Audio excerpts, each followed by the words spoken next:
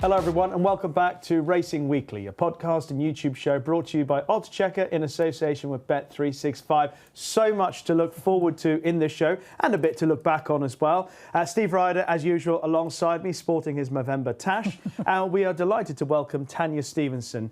Tanya, we are into the National Hunt season properly now. And we're approaching Cheltenham this weekend, very excited by it. What's your view of the way things have gone so far? There have been a few issues with the way things have unfolded, particularly with walkovers, which I know Steve would be able to talk about. Well, I was covering Sandown, obviously, and then we saw the Kempton one. Yeah, there's been a few issues. There's teething problems.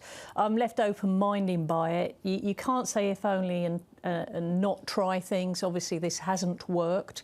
But there have been other races where there's been field size issues. Obviously, we've got walkovers. But looking on the positive, I mean, we have had some fantastic action and we've had hidden in plain sight because of weather and the fact of big chasing names going over hurdles. Yes. Big chasing names going over hurdles with different results. I was about to say, some with success. Different results. And some with success and some disappointing. But Steve, you were at Kempton this week and you had, is it the third walkover in the space of a week? Yes, we had one on Thursday, one on Sunday, and then obviously one yesterday at Kempton. This is part of the Chasing Excellence series. That I went back and looked at the BHA press release for it, and they did say that it's likely some of these races will have smaller fields in the short term, but the aim is to nurture our potentially talented horses and support their progression into higher company.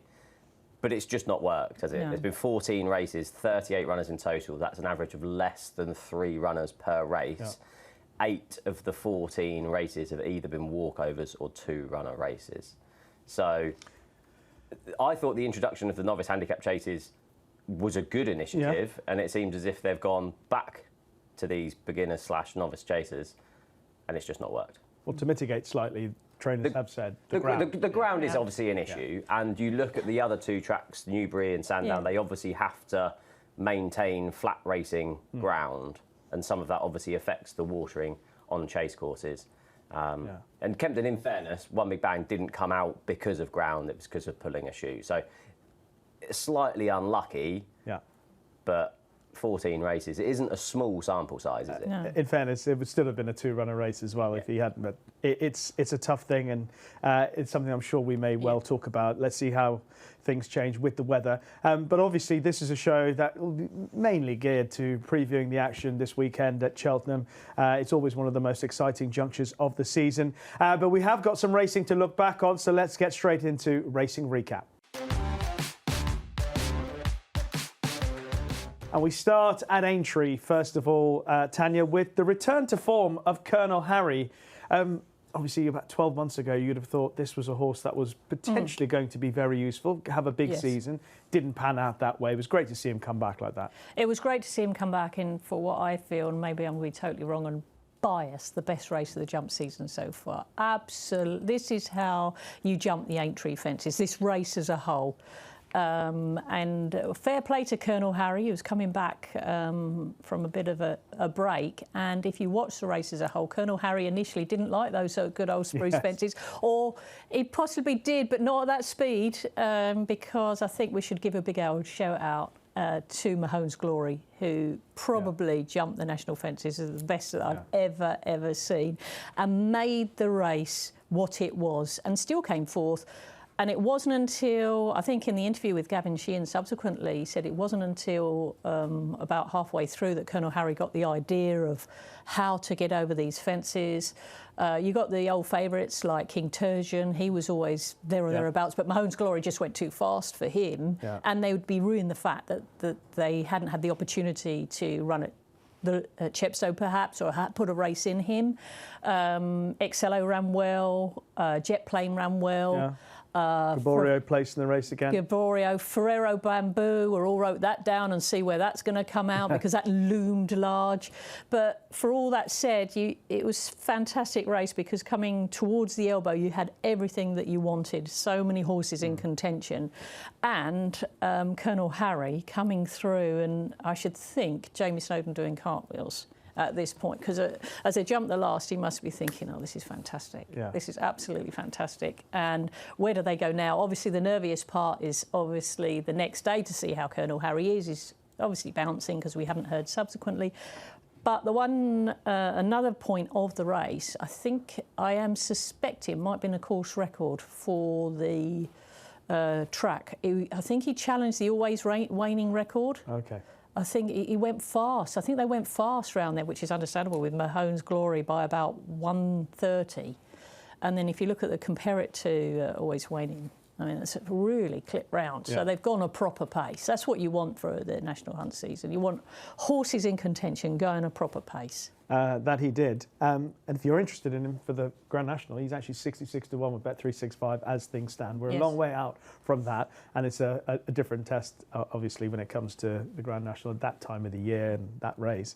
But it was, I think, the training performance was the real key to it, because I thought, you know, a horse who could easily have just been lost and see him come back like that.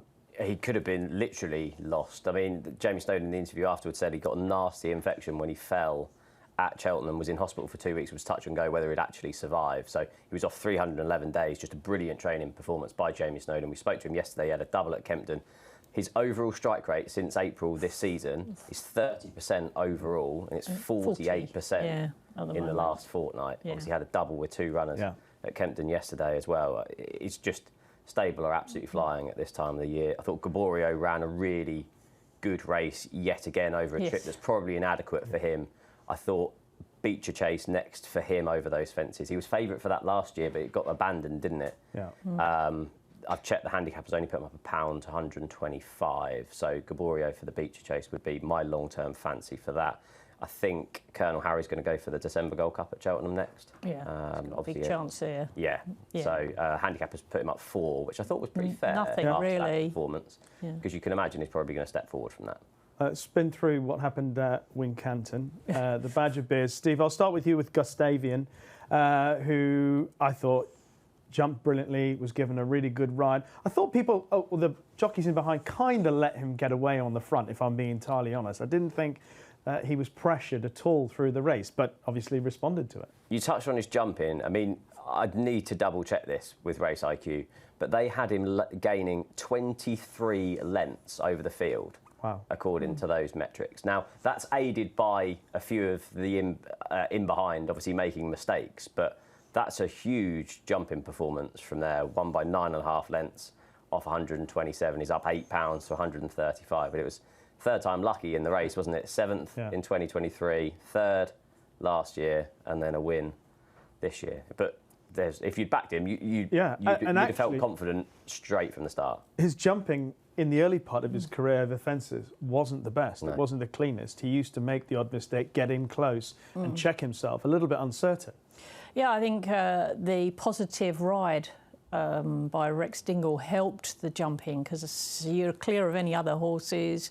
You're going at your speed, the speed that you've planned out beforehand, and it's a race that now, looking at it with our dance the year before, that you tend to be out in front. I think Frodon disappeared out in front, and when you are dictating the pace to yourself, then yes, errors will come, but less so, because you've got in your mind, right, he's coming up short to this one, or he's going to really enjoy this one, and that really suited him, and maybe they're minded to try and make all in other races.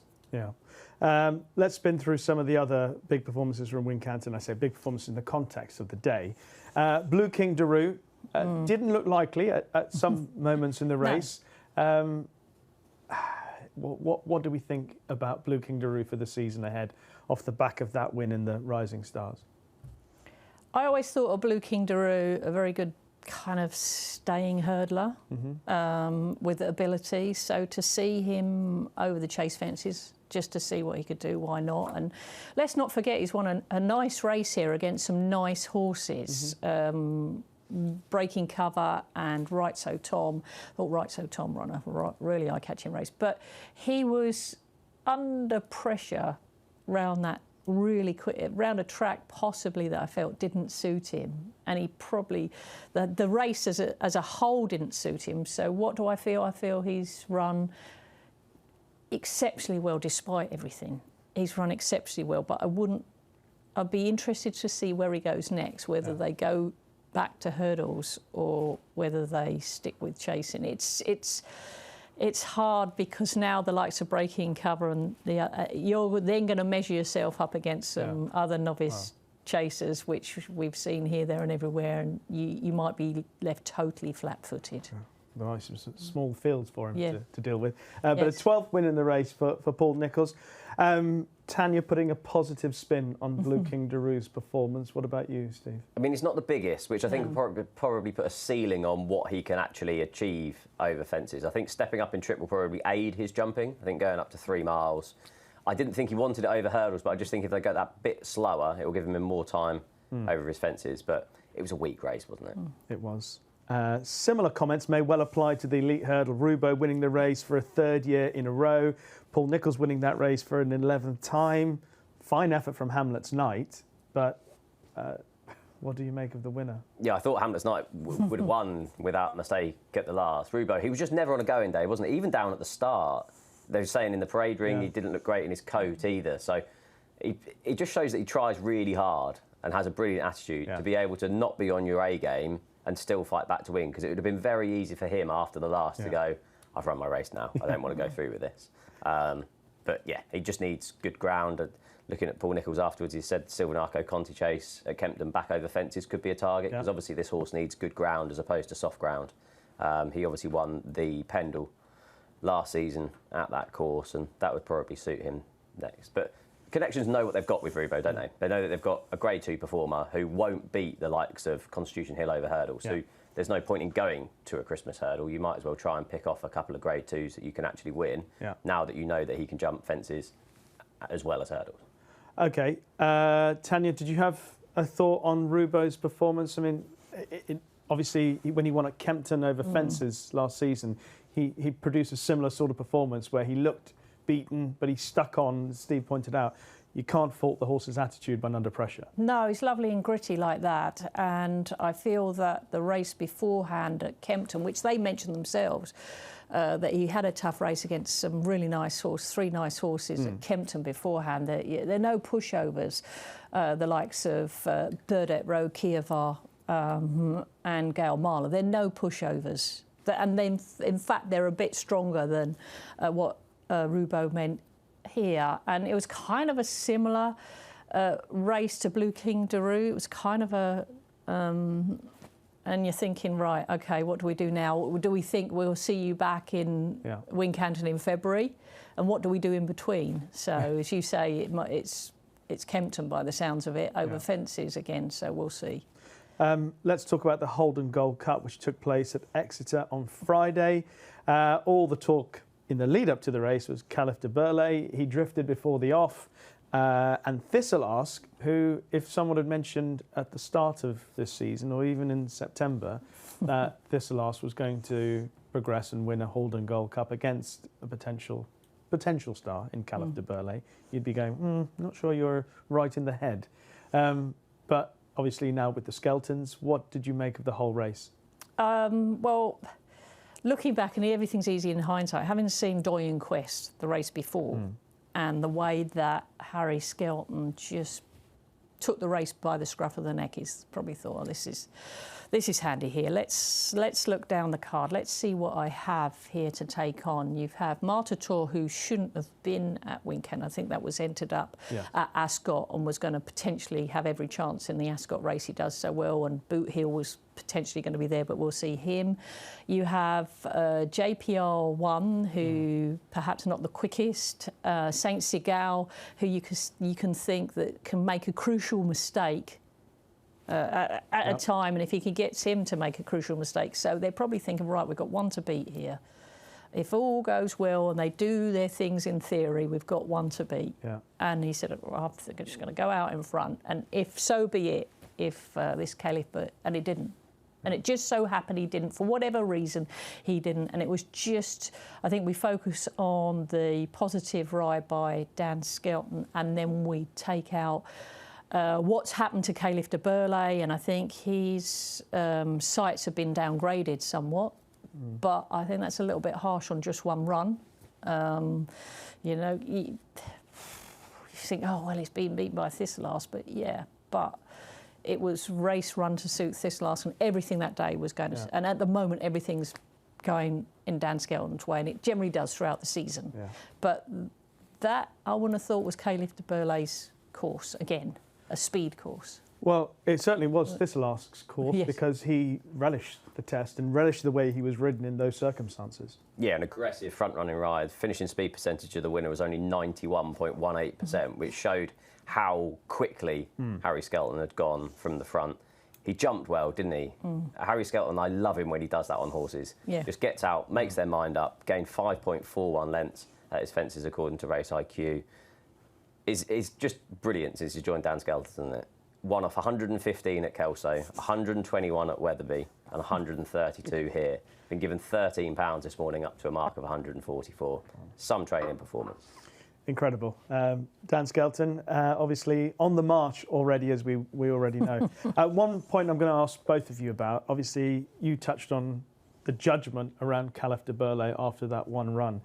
The judgment around Paul Nicholls, and I know we always talk about social media and maybe we give it too much credit, but it is a big part of life now. Yeah. The judgment around Paul Nicholls, someone who has achieved what he has achieved in this sport, is now extraordinary.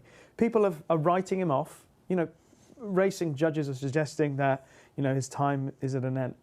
Okay. Oh, his time at the top, sorry, I should be more specific. His time at the top is not going to be there anymore. Dan Skelton's obviously got his hand on the crown domestically anyway. What do we think about the reaction to where Paul Nicholls is at? Do you think there's any merit in treating him with that sort of... and I take into account the cynicism on social media.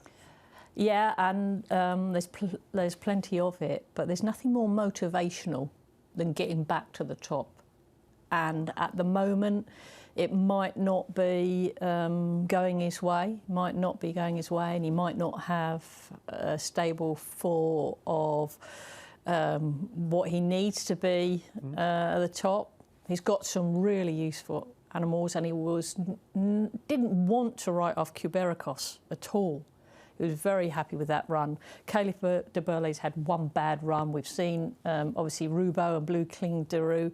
But they're not going to play a big part in the big race. They're not going to play a part at Cheltenham, are they? You know, or Rubaud and Blueking D'Oroux are not going to. Willie Mullins and Gordon Elliott. He's got the motivation. So be it if it's not this season.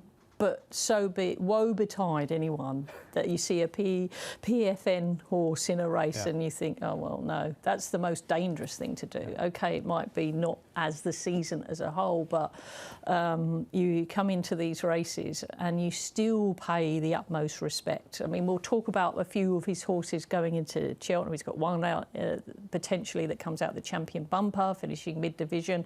That's going over obstacles.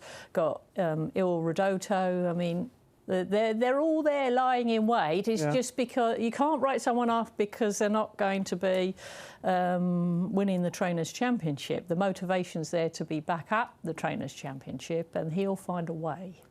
Go on, Steve. I just think trainers are really good when they have good horses, and owners have slightly now started to vote with their feet because Johnny De La Haye is a massive supporter of that yard. I'll touch on it. He's got a juvenile hurdler running for Dan Skelton on Saturday. You've got the likes of Jed Mason and Sir Alex Ferguson are now going into Ollie Murphy's yard, going more towards Dan Skelton than Paul Nicholls. So they're the people that, basically allow them to train their horses. And he hasn't got the Donnellys. He hasn't got JP McManus. He's losing those big owners from the yard, and it's then going to be difficult for him to actually get back to that top table if he's not being sent the horses. Very good point. So I'll ask you both here right now. We're in November of 2025. Will Paul Nicholls win another Trainers' Championship? No. But he'll win big races. He'll win along the way because he's such a brilliant Saturday target trainer, big handicap chases. Days in graded races is all dependent on what owners do with their horses because they are moving away from his yard. Will he win another Trainers' Championship? No, Okay. No. He's going to record this. Yes, I hope and he he's going is. to play I it on hope a he loop. is. I really like Paul Nicholls. But he's going to win. But He's going to. But it's not the. It is, I suppose, to say win the league, as it were. But he's going to win so many big races. Yeah. And But catch the people reason out. why I asked that with him is that I think being champion trainer is quite important to him. You know, he That's set the off his motivation. target. Yeah. He set off his target to beat Martin Pipe. You know, and he got there. He got alongside him. But the Trainers' Championship now is all about one race, in theory, as it proved Willie Mullins, this year. Yeah. You can have lots and lots of winners through the season, and suddenly you come across the biggest prize money race, and if you have 5 or 6 home in the Yeah. That's going to be interesting to see what now that William Hill put up that 500,000 bonus for a few of the races on the way to the Grand National. It'll be interesting to see if Willie Mullins actually runs anything, because that 500,000 bonus is basically more than what you would get for winning the Grand National itself. They could make a new Champions Full Gallop out of that. They could do, yeah. Let's talk about some others. I enjoyed that interesting chat about Paul Nicholls. Any other horses that you want to mention over the last week or so? I mean, there are a fair few. Tanya, go ahead. There's so many. I mean, I've got this cheat sheet in front of me, but there are others. Castlefield Boy at Fairy House on Tuesday. There's one from out the clouds. Okay. Last season I was laughed at, quite rightly, because Castlefield Boy was running against some really high-class chasers. And this is what you've got to do sometimes. Keep an eye on every race. Sometimes these 150 to 1, 50 to 1 chances. I've never seen a horse in novice chases jump so well behind these at speed. And then this year, first time up, he's gone and won at a lovely price. Now, he's going to go on and win some really nice handicaps, I think. Castlefield Boy for Patrick Fahey. Also, Port Authority. We saw that on Sunday for Gordon Elliott. That was a lovely run. We've also got to mention, I suppose, a Spindleberry. I mean, a nice mare she is. Great race, only by night. I see that's written down there. The Barberston Castle Chase, Grade 3. What a shame into the pocket fell. What a real shame that was, because going into that race, and be mindful everyone, going into that race, Gavin Cromwell was 0 from 60's last 62 runners. He had only by night, wonderful little mare. And her and Champ Keeley really did a brilliant stirring finish. Head bobber on the line. It's just a shame in the pocket fell. Ilan Tartik did his normal horrible jump at the most crucial time. But yeah, that was key to Gavin Cromwell, and now you've said, but that meeting, there's so much to pick through that meeting. Looking through the Wall Park over 2 miles, Spillane's Tower over hurdles. I mean, you can throw loads up. It's such a great meeting, that one. Yeah, I love the way Only by Night was ridden. Yes. It was just enough to win. Yes. There's a long season ahead, and obviously she ran such a great race in the Arkle last season. Surely they've got the mare's chase in mind. 5 to 1 with Bet365. What else do you want to mention, Steve? Yeah, a couple will impact the Cheltenham markets. Impostoir was really impressive in the Pertemps qualifier.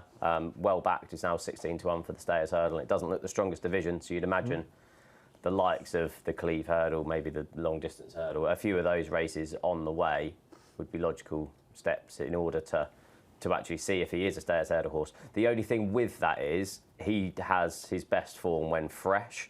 So do you then go space his season out with 3 main targets, and they might not be able to obviously at that stage work out if it's a Stayers Hurdle horse, because you can't if you need to go there fresh. I'll mention a couple of very quickly for both of you to just give me your reaction to. Haiti Couleur, come back over hurdles. Saying if he gets placed, they'd be happy. Rebecca Curtis, but he wins. Very good ride again. 25 to 1 for the Cheltenham Gold Cup. And My Daddy Paddy, who won very easy at Carlisle yesterday, is now 8 to 1 with Bet365 for the Supreme. I think Bambino Fever's second choice in the market for that, the bumper winner. Any thoughts on those two? I'll take Haiti Couleur. Obviously, it was really impressive, the victory and the style of it. I don't think Sean Bowen picked up his stick. This win was off 145 over hurdles. Obviously, it was rated 152 over fences. I thought it was really notable that was Rebecca Curtis's first winner of the season. That wasn't really said in the build-up to it. She's won from 27 since April. So for her stable star to win what is going to be a prep race, I thought was quite impressive. is 4-1 with Bet365 for the Betfair Chase, 10-1 for the Coral Gold Cup. Now, personally, I'd run in the Betfair Chase. So would I. Yeah. Because Yeah, I'd be with you. I'd go there. Yeah. Any thoughts on Haiti Colour, My Daddy Paddy? Well, Haiti Colour was just probably made Spillane's Tower go so short. We've had a few races this season where we've seen chasers go. Primarily big chasers go over hurdles. We see Famous Bridge and Elvis Mail run at air. They were running over hurdles. We also saw Catat Dory running against Impose-Trois, and then suddenly they took 5 hurdles away, and that's exasperated the situation for Catat D'Oroux, who couldn't jump over. It needs so many big fences. And then Spillane's Tower, as I mentioned. Yeah. It just shows you how hard it is to win with these really big prime chasers, which you expect, say, Famous Bridge to say wait for Haydock, which Elvis Mail off to Kelso, Catat D'Oroux, maybe Chepstow. So it shows you how well Haiti Colour's run, how well that has run. And then going on to Carlisle, just to see that My Daddy Paddy going to Carlisle, not the easiest track to deal with all its undulations and its stiff finish, as it were, and the way that it's sort of coasted across the line. And you could even sense the quotes were coming up before it jumped the last. You sense they knew what they had and they were hoping it was going to perform, and they got even more than they expected. Yeah. So I think that's what you take from My Daddy Paddy, because it was almost on the social media and websites even before they couldn't wait to say, oh my goodness. I'll just mention one other, which was Merlin Allen, who won the 3-year-old bumper for Jane Williams at Aintree on Saturday. Absolutely bolted up. Now, it's a 3-year-old bumper, so I'm not going to carry it away. But her horses are running pretty well. She's got a couple of winners, a lot of running to form. But that Merlin Allen looked green, but just drew away from, I don't know what the field's like in behind, but I think it might be quite useful to watch how he progresses in time. So that's a look at this week's racing recap. Now, before we get into our November meeting preview at Cheltenham, just to let you know that our sponsor, Bet365, have a best odds guaranteed offer. It's available on every single UK and Irish race from 8 a.m. on the day of the race. If you take a price and the SP is bigger, Bet365 will pay you at the bigger odds. Full T's and C's can be found on the website.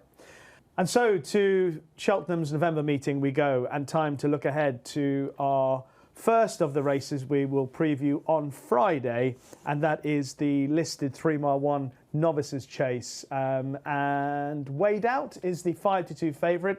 Leave of Absence, who won there last time, 11-4. Be Aware for the Skeltons, 130.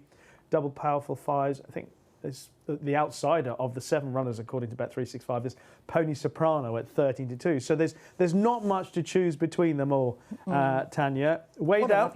What a lovely race. Yeah. Let's hope they all turn up, because it's just a superb race. You haven't mentioned Double Powerful, but I think that's got another engagement. Yes, but you'd love to see it come here. Isaac Des Obeaux and One Big Bang. But Weighed Out, what a lovely horse. Yeah, beat Wendigo. Absolutely clueless. It just seemed clueless. Good ride, I thought. Brilliant ride, because it was almost as if it was like you're trying to hurry along your children to go to school. Come on, I'm going to take you to school, and it's out the back. Yeah, I'm coming, I'll be fine. No, I'm leaving. And of course he was not tailed off, but he was a little bit behind. He was not lethargic over his fences. He was brilliant over these fences. Yeah. You had Wendigo with the expectation of Wendigo. And just a superb race. Wasn't Pony Soprano in the race as well, I think. But you had the speed, in theory, of Wendigo, and you just had the slotherness in the best, kindest sort of way, and yet he just did it. I felt he had the acceleration to beat Wendigo, and it wasn't as if it was just a great ride. And it's not easy to go round there at Warwick. Not easy at all. I mean, goodness me, this is you'd like to have a stable full of him, wouldn't you? Yeah. I mean, he's an absolute beaut. He's a huge chasing sort with acceleration, because if you could, I mean, Wendigo comes in there with graded form, doesn't he? Yeah, having run well at the Cheltenham Festival. That was a really good novice race at Worcester. A brief word about Leave of Absence, because I think this is his last chance, or November is the last month to run as a novice. Yeah. Yeah, it's funny that some of these races, I remember Iron Maximus ended up winning a novice chase, didn't he, after winning the Irish National. So there are certain quirky things you can do, obviously, in this. I thought it was really competitive. I thought it was fascinating that Be Aware is jocked up with Harry Skelton for this. The trip is going to be a huge question mark, 3 mile one for him. I was against him in the Coral Cup at the Cheltenham Festival last year because I thought he'd be too keen. Now, he jumped well on his chasing debut in a first-time hood. It did mean that he settled better, but going up in trip to here, I'd be against him. Maybe they're targeting a handicap maybe later on in the season, back down in trip. I'd be with One Big Bang, was intended to run at Kempton yesterday when I was there, pulled a shoe. This is a relatively quick turnaround after that. But if you look back at his form last season, beat Doddy the Great at Haydock in a Pertemps qualifier. Obviously, that rival reversed the form in the final at the Cheltenham Festival. But then he ran really well to finish third behind both Jericho de Repenay and Doddy the Great at Punchestown as well. Because it was only a 2-runner race at Kempton yesterday, I looked through all sorts of stats, and he's a son of Masked Marvel. And Masked Marvel's offspring, the top 5, 4 of the top 5 are better over fences than what they are hurdles. The only horse that isn't is Tiapu, who's never had a go over fences. So I thought there might be a bit of improvement to come out of him going over fences, and we know that he is a high-end handicap hurdler over hurdles. Maybe they should switch Tiapu to... makes sense. Win the Gold Cup. Yeah. Well, I'm going to go with, if he runs, I like Double Powerful. He's only had one go over 3 miles over hurdles, and that came in the big handicap hurdle at Aintree. And he ran well, finished third there, and I thought, he ran such a lovely race on his comeback run. And here he was. He was somewhere in the car park, and I thought, goodness me, I better join in this. And also, as well, fair play to Neil Mulholland at the moment, is on the cold list, and this ran exceptionally well. He ran so well, Double Powerful. So whichever the one, he's going to be dangerous. But I do think I'd be with Wade out, but I think that I'd be worried. You just want them all to turn up, don't you? Yeah, and this is what Cheltenham's all Double about. Powerful's got that entry in the handicap chase as well. So there is that to bear in mind. That's over 2.5 miles, though, I think. The Schlur chase also on Friday. John Bon with Bet365 at the moment 2-5. Lurdesud 5-1. Liberty Hunters 7s. Edwardstone 9s. Boot Hill 12s. 16-1. Sorry. Bardo. Steve, I'll start with you here. John Bon's trying to win the race for a 3rd year in a row. Where do you stand on his superiority over his rivals at Cheltenham now? I think there's question marks around him. I think there's question marks about him on his reappearance. If you remember this race last season, he beat Boot Hill by 1.5 lengths. Edwardstone was less than a further length back in 3rd. So I do think there are reasons to take him on. And Cheltenham's definitely a thing for him. Like, we tried to play it down in the build-up to the Cheltenham Festival, but there is definitely something around Cheltenham with him. I'd be taking him on, mainly for the reappearance element of it, and given how he's going to have a long season with Sandown in the Celebration Chase as the end target, you would imagine. I'd take him on with Liberty Hunter, basically for the opposite reasons for taking on John Bon. Cheltenham form and form fresh. So if you look at his Cheltenham form, he won a novice handicap chase beating Matata. He finished 2nd behind Unexpected Party in a Grand Annual when they were both chucked in at the weights, albeit. Won by 4 lengths on his reappearance last season, then was in contention when falling at the 3rd last, I think, in the Champion Chase last season. Also has good form fresh. I'd prefer to back him each way than the likes of John Bon. Lodesud is in receipt of £3 from Lodesud. Lodesud is only rated £4 superior, so he only has £1 to find on that. But given, I think, Liberty Hunter has got good form fresh, has that good Cheltenham form, I thought he was probably good each way, but I think he's around 7-1. Yeah, 7-1, Bet365. Are you also going to take on John Bon? Oh, I'm a Liberty Hunter fan. I did Liberty Hunter in that, Champion Chase, and I thought he was travelling beautifully, but the landing gear never came out 3 out. Harry, he was ridden so patiently, wasn't he, at Cheltenham? And it was almost as if it wasn't over 2 miles. It was never... Everything was done with such ease, and I'm thinking, oh, here we go, because John Bon had made his absolute horrific mistake. How on earth that comes second, I don't know, albeit a long way behind. What I would say about John Bon, he's unbeaten in November and December in his career. But then, looking at this, he hasn't kind of met Liberty Hunter at this sort of stage. I am a little bit worried about Evan Williams' form, but he's such a beautiful traveller, Liberty Hunter, and he'll just let John Bond get on with whatever he's going to get on with. And we've seen that Liberty Hunter travels at speed in championship races, whereas you'd think you've got the beating of Edwardstone, boot heels in here again to have a go. So yes, Liberty Hunter for me. He just loves it here. Yeah. His form figures first up are 3-1-2, fell and won. So he's really there, Liberty Hunter, and I think Harry's on board. So that's a plus as well, and hopefully he'll guide him to, because everyone's eyes are going to be on John Bond, as you'd expect, except for mine. I'm with you both. I'm taking him on, but I might have a each way bet on Boot Hill. Yes. Only a length, as you say, only a length and a half behind John Bond. He's actually going to be £4 better off again this year with him. So he has run well fresh in the past. He's won a couple of times on his comeback run for the season, and obviously ran well behind John Bond in the race last year. So I thought 12-1 he was an each way play. Also on Friday, the Hyde Novices Hurdle, 2 miles 5. Heads Up is the 7-4 favourite. We will only have done is 4-1 Great Fleet, 7-1, and the horse that Tanya mentioned at the start of the show earlier on in the show about Paul Nicholls. No drama this end is 7-1. Money Garrow 8s and 10s bar those. Are you keen on the Paul Nicholls horse? Are you going with Heads Up here? Heads Up with me, having watched Heads Up, it did it so easily, but that was over a different trip. And I'm not saying that it won't stay the trip. We don't. And the form of Heads Up, those horses behind, he's done it so comfortably. The second, L'Evangeliste, has won by 8 lengths since. And we've had something in 6th that has not only come second but won again since. So that form's good enough. But he travels so beautifully, Heads Up, and so of course that's why you're minded to look at the John McConnell runner. However, of the Irish runners, you have Gavin Cromwell's. We only have done. I think that's how you say it. Now, I thought that was going to come through and win last time. It already made a mistake. I think 3 out, and then came to the last fence and made another mistake. That travels so well, and that was more minded over the trip. Then you can have, you've got King Bucks. That looks like a very, very good horse of Henry de Bromhead's. Yes. King Bucks, another one that was coming up on an uphill finish at Galway and made a clanger. Absolute clanger. So you've got to kind of weigh up. Do you think that the comfort which Heads Up won by could be converted over much further? And then you've got the bumper form. And then you've got the Conman John form with Great Fleet.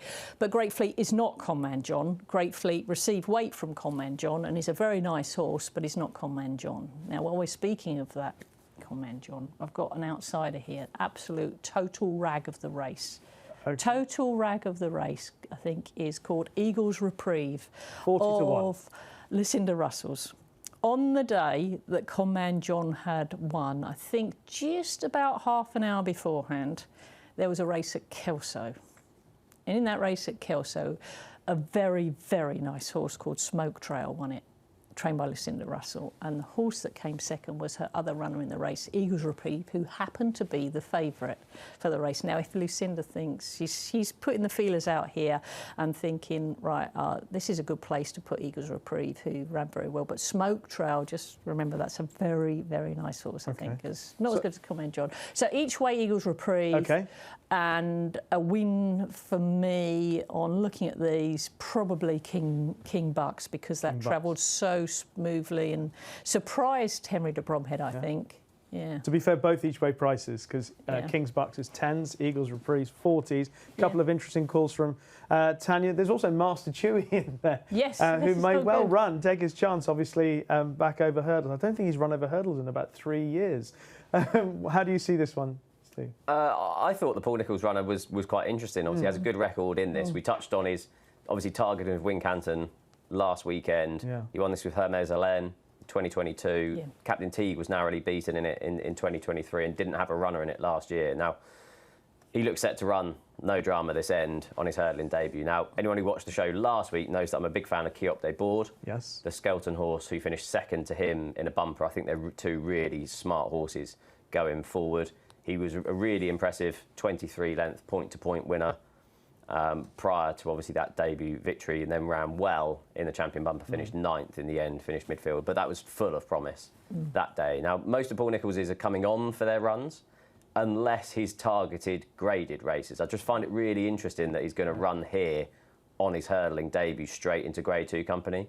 They could have got a prep run into him in a smaller novice hurdle or maiden hurdle elsewhere. But I think the fact that they're coming here on hurdling debut is really, really interesting, and I'd prefer him at the prices. I like him as well. I think that's a good point, because obviously Hermes LN had a run at Stratford before he came to this race a couple of years ago. And I watched back the bumper last night. I think it was a sort of... Sometimes the bumper can be a race that sets you back, and a horse comes into it off the back of a win and then shows a lot of promise, then runs in the bumper, and then they go backwards. Watching him run through that race, it looked to me like that race is going to help him. Yeah. That's the impression I got. That I'm not an expert, obviously. You're not going to miss him. But he's huge. Yeah. And I thought that that test, because of his size, and he's obviously having to perhaps go a stride quicker than he's capable of at the time, will really bring him on mentally, and he'll be sharper for it. So I like him as well. On Saturday, obviously, lots of good racing again on Saturday at Cheltenham. We'll pick out a couple of races for you to stick with, first of all. And the Grade 2 Arkle Trial sees July Flower as the 5-4 favourite, Burdett Road 5-2. Relieved of Duty 7-1. Be Aware's also in here at 10s, 12s bar, the ones that I've called out. July Flower, I thought she took a chance or two on her chasing debut, but 5-4 favourite. I thought she was short. I didn't think it was a great race. It was a mare's beginner's chase that she won at Limerick. She was 8-15. She was entitled to do what she did. I thought she was short. I wanted to take her on here. Yeah. I wasn't expecting to see Burdett Road go chasing, if I'm being honest. No. And I didn't expect Brentford Hope either at the age of 8. So there's a few who I'd kind of want to be taken on here. I don't even remember us talking in the parade ring on Tuesday at Cheltenham last year. I fell in love with a horse, and that was Stencil. Oh, yes. He is huge. Didn't look like a juvenile hurdler at all. Was sent off 11-4, a well-backed favourite in the Fred Winter off a mark of 135. Now, prior to that, he'd finished second to East India Dock in a Grade 2 in January. That form obviously looks strong with what East India Dock has achieved so far. Now, he towered over those other juveniles in the parade ring, knowing that Fences is going to bring about improvement. It was a disappointing run, but he did lose a shoe, so I'd be willing to do that as an excuse. He was also too keen that day, and I do quite like keen horses that then go chasing, because often it does help them be able to settle in their races. Harry Cobden's booked for the ride. Trainers in France know what they're doing with young horses going over fences. It's something that they do a lot more than what they do over here. I haven't looked at the weights. I'm assuming he'll get an allowance for being a 4-year-old in this race. The last 4-year-old to win was 2008. But I think he's a 12-1 shot for this race. 12-1 indeed, And for a horse who I know is going to improve for going chasing, I thought that was a big price. Really good angle. Tanya, you interested in that? Or what about Burdett Road going chasing? As Steve says, caught a few of us by surprise after the run behind Rubaud at Kempton. Yes, definitely caught me by surprise, and probably elevates my hopes for Relieved of Duties. But then you don't know that obviously Burdett Road might do tremendously well, because that was a great race against Kia Var, Gail Marler and obviously Rubaud, but going chasing, and you're already thrust in amongst this mix. Yeah, July Flower. I watched that race. Obviously, Henry de Bromhead had the first 3 home in that race. And she did it very well. She won by 11 lengths, and she didn't jump the second to last clean properly. She sort of propped it, and then she sort of just flew the last. Yes. Just concerned about her novice-y attitude at this price. Relief of Duties, I thought, was given a lot to do at Cheltenham in October. A lot to do, considering he'd already proved himself over fences. He'd run an absolute crack, and looked, the Finnish article, in that run, the previous run at Ferryhouse. He just looked good. And then when I saw how far behind he was at Cheltenham, and then he made up in considerable amount of ground. Yeah. This will suit relieved of duties. He's got a second go at it here, and I think he will turn up. I think it'll be the winner for me. I'll be interested to see how she gets on, July Flower, because you say she ballooned a few, but then you're meant to. She's learning. Yeah, exactly. Learning. Which is why I was against her, because of the price and the fact that she looked so green and novice-y. I'm against her. I haven't got a strong view on who I thought might win, but I'm definitely interested in what Brentford you Hope chasing as well. Yeah. I do remember Steve's love of stencil now is coming back, so I might have a closer look at that. OK. The big race on Saturday, of course, is the Paddy Power Gold Cup, for which Jaguar is the 4-1 favourite. Il Ridotto, who won the race last year, 92. Panic Attack for the Skeltons, 6-1. Vincenzo, 6-1. Coming Up Easy, 9s. Bad is 12s, along with Risk in the Ground. The Company Sergeant, of course, was behind Jaguar at the festival. And 14s, bar those. Tanya, who wins the first big chase at Cheltenham of this season? Conyers Hill. 14-1? My one worry about Conyers Hill was his last run, because he travelled up alongside Crozet, the Apple Tart, and ran all over it as if to say, right, and then suddenly something happened, whether it was the 2 mile, the 3 furlongs, because he'd run so well at Cheltenham behind Jazzy Matty and just got crowded. I mean, if he was a ground, you'd say he got crowded at the last 3 fences, and then suddenly he's come 6th, and albeit a long way behind. If you watch the race, you think, oh, goodness me, I'd have been soured and a bit, just given up a bit, but he just kept going. So you then watched his race next time up at Ferryhouse. That was a good race. That was in heavy. So if the rain comes, I don't think the more rain, the better potentially for him. I'm hoping the extra 3 furlongs is an issue. The weight's going to be a huge asset. But that is providing Jaguar isn't a Jaguar with engine so enormous that it can defeat the 148 rating. It possibly could, and I'm just trying to take literally the handicap angle here. A horse with a lesser weight that travels well comes in, already run up Cheltenham at a high speed and comes in. So I'll go with Paul Nolan's Conyers Hill. All right, Conyers Hill 14-1 with Bet365 for Tanya. Steve? I think Jaguar is probably worth taking on at the top of the market based on trends. I did a little bit of a trends piece on it. 9 of the last 12 run-ins were within 35 days of the previous run, so having a reappearance run aids the winner of this. 9 of the last 12 were aged between 7 and 9. Jaguar's obviously only 6. Also making his reappearance, obviously, will carry over 11 stone, which 9 of the last 12 are carried below 11 stone in there as well. So he has got a few against him here, Jaguar. I know it might not be stable number 1 because Harry's on Panic Attack, but I quite like Ho Jolie Smoke here. Yeah, that ran well. At 20-1. And the last year was second behind Resplendent Grey on his reappearance, then won on his second start of the season. This year he was obviously 3rd behind 3-Car Bragg in that race. That was over 3 mile 1. Yeah. I think comes here 3 weeks later, but crucially drops back in trip. Travelled beautifully that day over 3 mile 1, just weakened late on. Now whether that was the trip or whether that was the Cheltenham Hill is obviously the question mark, but I think it's probably worth taking a chance at that. The 2 races that he's won over 3 miles in his career, he's travelled really well. I think dropping back down in trip to this intermediate distance is well worth having a go. And I do think he's going to be overpriced because of jockey bookings. Keelan Woods is going to ride. So 20-1, I thought Ho Jolie Smoke was overpriced. Interesting call. Yes, 20-1 with Bet365. Ho Jolie Smoke, I'm sticking with Jaguar. I think watching the race again, the plate, obviously he's won over the course twice, once in January, and then obviously the plate at the festival. Watching the replay again at the festival, you're thinking it's a bit of a battle between him and the Company Sergeant. After the last, he can maintain that gallop to the line, and he's hitting the line, and he pricks his ears. He's like, hang on a second, what more do you need me to do here? There's a lot of noise going on. I think he's still got potential. He's still got upside. I see 148 as a big question mark. I get Steve's trends, but of all the horses in the race, I'm thinking he is the one that could break out of this. In the old days, when I was a child, watching this races like this, even the Badger Beer at Wincanton, you used to look for a horse that you think could jump out.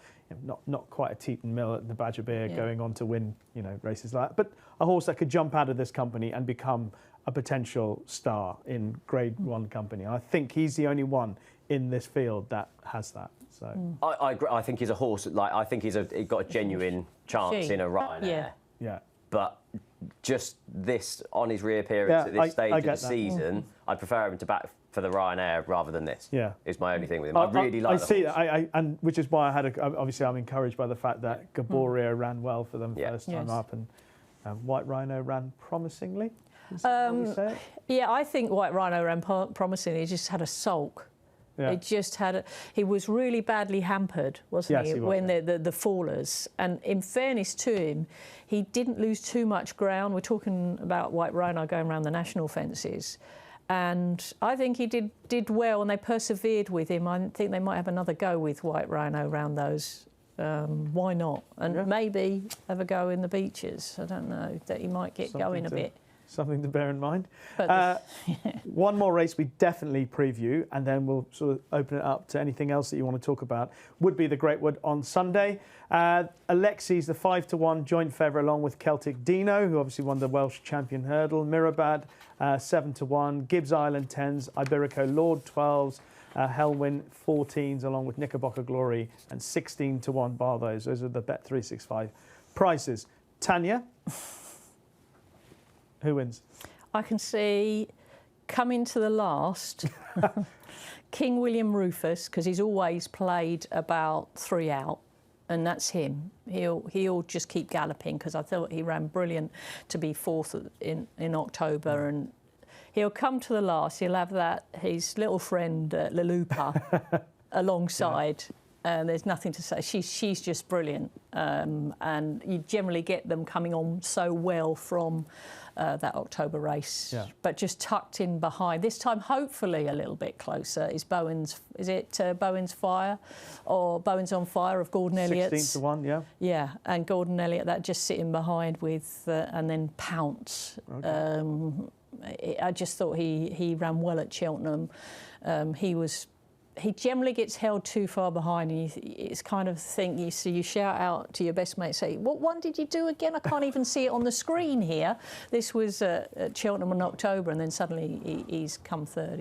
He's got some real finishing kick, and if you watch all his previous races against his stable companion at Listowel, he was even worse detached when Cashindale Lad come through to beat Lord Erskine.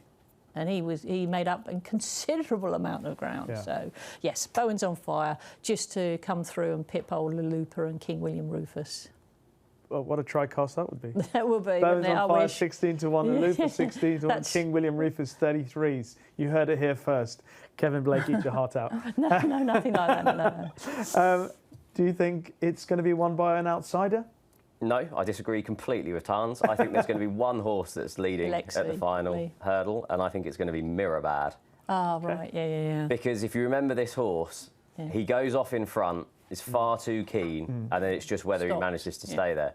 This is a horse who won by 5.5 lengths under an aggressive front-running ride last season over 2 mile 1 on the new course. Now, obviously, he's transferred to Dan Skelton. Obviously, Harry Skelton will ride. And I'm just hoping that Harry Skelton gets out of bed on the same side as he did on Exeter on Friday and goes, right, we're going from the front, because that's the best way that Mirabad is ridden. He couldn't back that run up in the Betfair Hurdle at Newbury, but is a pound lower here. I know it's harsh to say, but it's pretty much all bar William Mullins, but it's definitely a trainer upgrade going to Dan Skelton. I think this would have been the early season target for him. I know 7-1, I know he's shortened in recent days, but I just think Mirabad will have been targeted at this race, and I think Harry Skelton will go back to the tactics that have served him best in a lot of races, and that'll be from the front.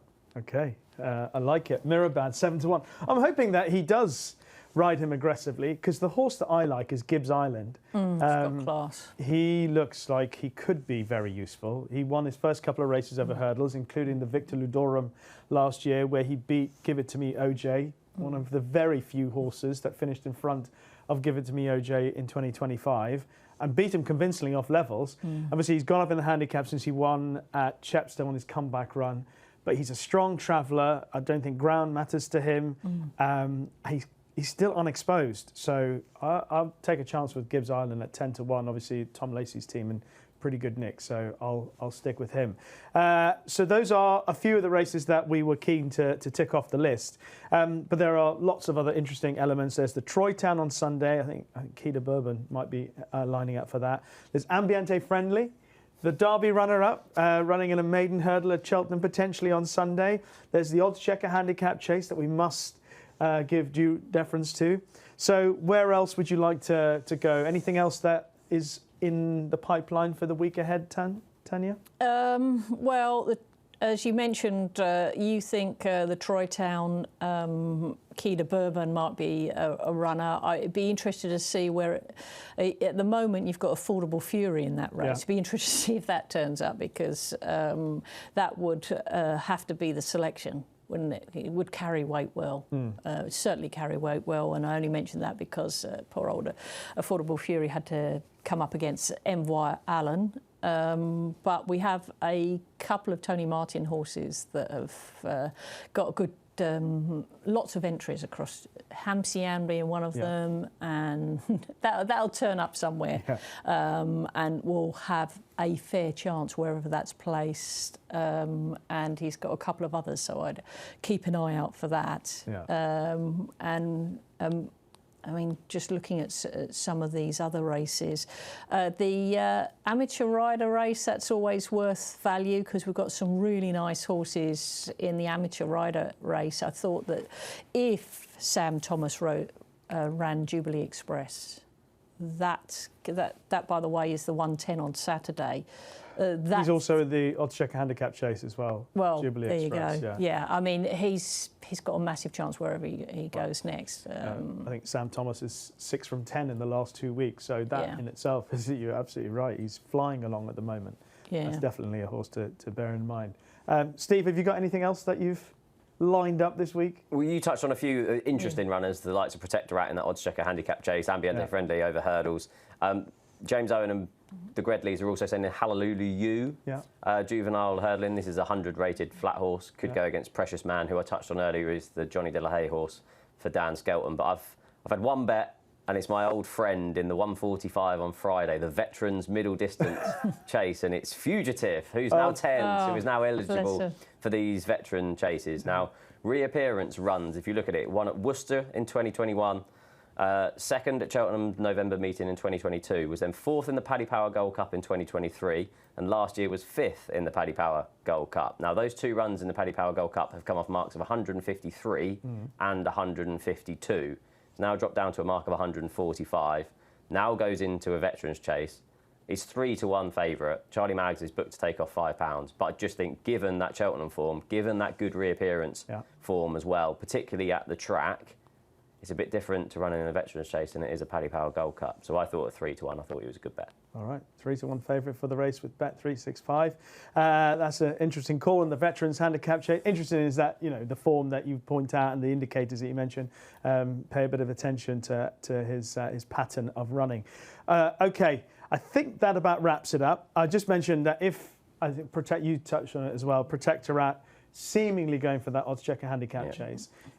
If he didn't go, I will probably back Transmission. But if Protectorat runs, he's going to be too far out the handicap because he's only rated 130, Protectorat 165. I think the minimum weight is 10-2 in that race. But I thought there was enough in Transmission's comeback run to suggest that he was dropped £2 for that comeback run. So he's down to 130. And remember, he finished second to Haiti Kalour at Cheltenham last year of 132. So I'm kind of thinking, if Protectorat doesn't run, I will back Transmission. If Protectorat runs, then I'm less inclined to do that. So that's just the other addendum I will make to our preview of the week ahead. Okay, that's our preview of the best of the racing this week. But before we get into our best bets of the meeting, just to let you know of a free-to-play 6 horses challenge. It's available every weekend with prize pools available for 5 and 4 correct predictions, as well as a jackpot for all 6. The usual T's and C's apply. So it's time for our best bets of the meeting. Tanya, as our guest, you are first, and I've got my pen ready. Go. I will go with Conyers Hill in the big race. I would have gone for relieved of duties, but I'm worried that the field is going to cut up and you just want a nice each-way price. So Conyers Hill should turn up. If the rain keeps falling, so be it. You can deal with that. OK. Conyers Hill is 14 to 1 at Bet365 for the Paddy Power Gold Cup. OK. First on the list, Conyers Hill. Steve, second.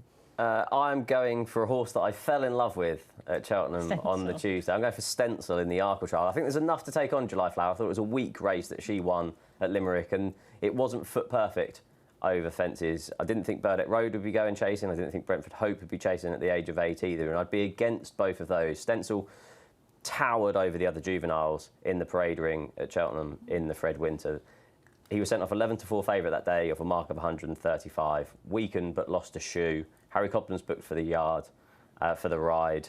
We know that in France they send those juveniles chasing. They know what they're doing, and yeah, he'll get a handy weight allowance. I did just check. I think it's about £7 he gets from his elders in there as well. And yeah, 12 to 1. I thought it was a big price. OK.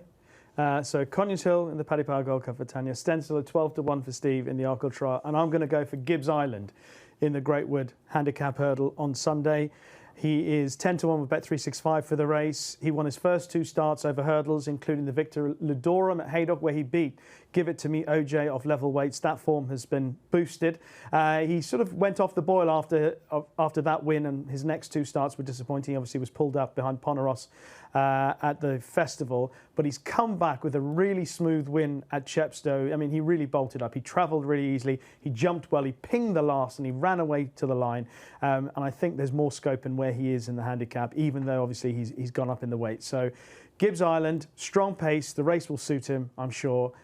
Just need a little bit of luck, and I think he is definitely a player 10 to 1 for the Great Wood Hurdle. So just to recap, Conyers Hill, Paddy Power Gold Cup for Tanya, Stencil in the Arkle Trial, 12 to 1 for Steve, and Gibbs Island 10 to 1 in the Great Wood for me. That's about it. You're going to be at Cheltenham, Tanya, or are you going to be watching? I'm saving myself for Haydock the following week. Haydock the following week. Where okay. maybe I'll see Haiti Colour and a few other nice horses. A lovely 3-mile stayers handicap hurdle there's plenty always goes into that race. Absolutely. That's a beaut. And Steve, any more out and abouts for you this week, or you? I'm going to Cheltenham Friday, Saturday, Okay. and oddschecker are doing a little bit of sponsorship. So yeah, we'll be doing a bit of content. So yeah, keep your eye on the oddschecker YouTube feed, because I think we're doing a couple of previews and bits when we're on course. Excellent. Well, I'll see you on Saturday. And thank you very much for watching this episode of Racing Weekly, brought to you by oddschecker in association with Bet365. Thank you very much to Tanya and to Steve for their company today. Next week, Gavin Lynch and Tom Bull will be here. Steve will be swapping to this seat, previewing, as Tanya was just mentioning, the Betfair Chase card at Haydock and, of course, the Morgiana at Punchestown. But for now, from all of the Racing Weekly team, bye-bye.